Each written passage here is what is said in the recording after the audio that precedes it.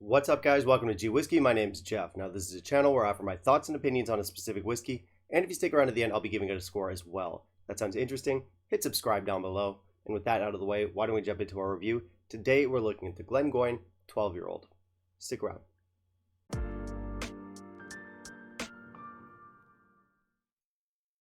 So we've got the Glengoyne 12-year-old with us today. This is a popular one. It seems like a lot of people out there have tried it. Quite a few people love it. And it's also one that's been recommended to me a few times, which got me kind of curious. And not because I've never had it. I've actually had my fair share of this stuff. But I realized the last bottle I owned was like 8 or 9 years ago. I used to drink it quite regularly. I had a friend who was a big fan of the brand. In fact, a lot of people are big fans of this stuff. And honestly, I never really understood why. I feel like a lot of people regard this very highly. Some people even consider it to be like top tier whiskey. I mean, it's not a craft distillery, and they get away with the same nonsense that a lot of other distilleries do. I don't get it. They give us lots of low ABV whiskeys. There's no age stated expressions left and right, which, I mean, I don't really have a problem with that. And luckily, they're okay. They don't tend to chill, filter, or color their whiskey, which is nice. But honestly, if I were to choose one thing from the three up here on my graph as most important, I would choose the higher ABV. So yeah. And beyond the low ABV thing, I've just never loved them. I've always found them to be like, okay. I've found the flavor profile to be kind of middle of the road, and none of their expressions have ever really jumped out at me. Not even their cask strength expression. That's one that I really thought I would love. You know, cask strength sherry sounds right up my alley, but even that one I found to be lacking. So I didn't come into this bottle with a very good feeling towards the brand. But then again, as I mentioned earlier, my last bottle of this stuff was like 8 or 9 years ago. Obviously, a hell of a lot can change in that time, so I am coming into this bottle with an open mind. I might love this stuff now, so why don't we find out? Why don't we hop into our review, see what this whiskey is all about? And in the meantime, if you could kindly leave a like down below, that'd be greatly appreciated. So this is a light whiskey, not as light as something like the 10-year-old, which comes in at 40%. This one comes in at 43%. Luckily, it's not going to be chill filtered or colored, which is nice, and admittedly, 2 out of 3 isn't bad, but as I mentioned earlier, that one's my favorite. Nice natural color to our whiskey here. New bottles I think are nice, definitely a more modern look than the older ones, but to be honest with you, I didn't love the look of the older ones, and I don't love the look of the newer ones. I have nothing against them. I think both are fine, just not a lot grabs me here. Presentation score will be 3 out of 5.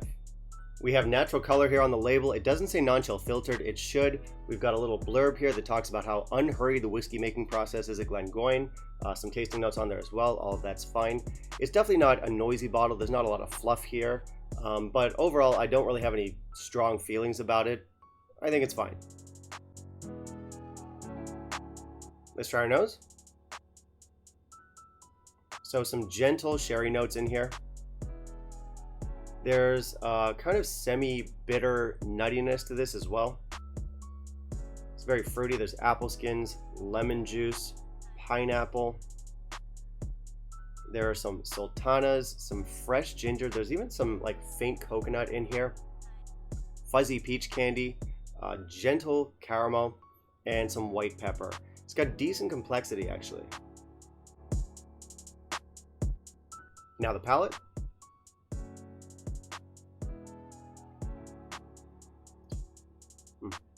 Okay. Some gentle spices kick things off here. Raisins. This is quite malty. There's some spicy ginger in here. There's some tangerines and some not very sweet caramel. And now the finish.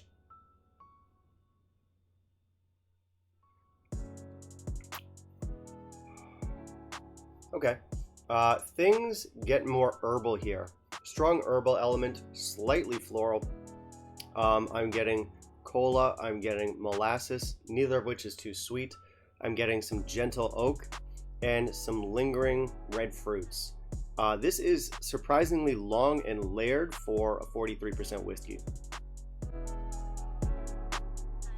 So when I approached this whiskey, I did so with an open mind. I thought I might find something new in here. You know, it's been 9 years since my last bottle. I've definitely changed in that time. The whiskey might have too. And it might have changed, but I'm sorry to say that I'm still not very impressed with this whiskey. There's nothing wrong with it. It doesn't taste bad. It still gives us that sort of gentle, unhurried profile, but the issue I've always had with this distillery remains. I find this stuff uneventful. I guess my biggest issue with this whiskey is just how dull the sherry tastes in this. Glengoyne is kind of like Aberlour or Macallan. It's well known for its sherried whiskeys. Now our 12-year-old here was matured in a combination of ex-bourbon and ex-sherry barrels, and we do get elements from both in here. But neither seem to have contributed anything fresh or lively to the character. For me, the casks feel tired. I don't know how many times they've been used, but I really doubt there's a lot of first fill action going on here. Also, the brand likes to tout how they use Golden Promise barley, which is a strain of barley that's apparently harder to grow and of a higher quality.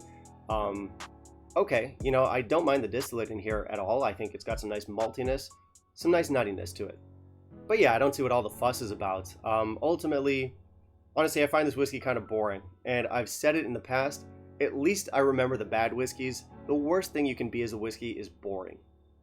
And I know I'm being harsh on this whiskey, but it just doesn't hit right for me. That being said, I do kind of understand where people are coming from when they say they like it. There's definitely a restrained sweetness to it and a fair amount of complexity for an entry-level 12-year-old. Personally, I do think this whiskey could be a little bit sweeter though. I find there's some bitter and sour elements that are just on the verge of being too much, and it kind of throws the balance off for me. And you know, a lot of people do consider this a very balanced whiskey, but not so much for me. As for complexity, yes, we do have some decent complexity. There is stuff that you can dig into in here, but I need to appreciate the actual flavor profile of a whiskey before I start really getting into the complexity. Complexity is a bonus. It doesn't really count for much if I can't get behind the character first. So this whiskey, yeah, just doesn't do much for me. It doesn't take me anywhere I want to go. Of course, all of this is personal opinion. I don't think the quality is bad here though, even though there is some wonky balance. As I said, I do kind of appreciate where people are coming from when they say they like it, but I think there are other whiskeys in this category that do what this whiskey is trying to do, and they do it better. Score is 83 for me. But the people who do like this flavor profile are going to enjoy it a lot more, which seems like a very obvious thing to say. But what I mean here is we get a very typical set of like Scotch flavors, but we have some above average complexity and a less cask driven profile. So yeah, definitely more distillate driven than you'd expect from a brand known for its sherry. That will suit some people. Unfortunately, I'm not in love with the flavors we get from either the distillate or the casks here. I keep on waiting for it to take me somewhere interesting, and it never does.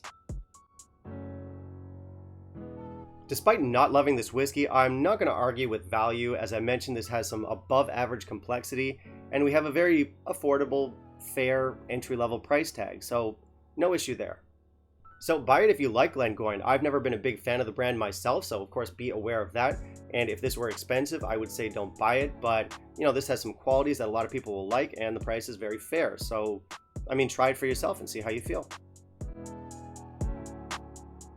Alright, that's going to be it for me today, guys. Thank you very much for watching. As always, hit subscribe down below, click that little bell icon, and of course, smash the like. Now, I do want to hear from you. Have you tried our Glengoyne 12? What were your thoughts on it? And finally, down in the comments, let me know what you want to see me review next, and I'll keep it in mind for my upcoming videos. Bye, guys.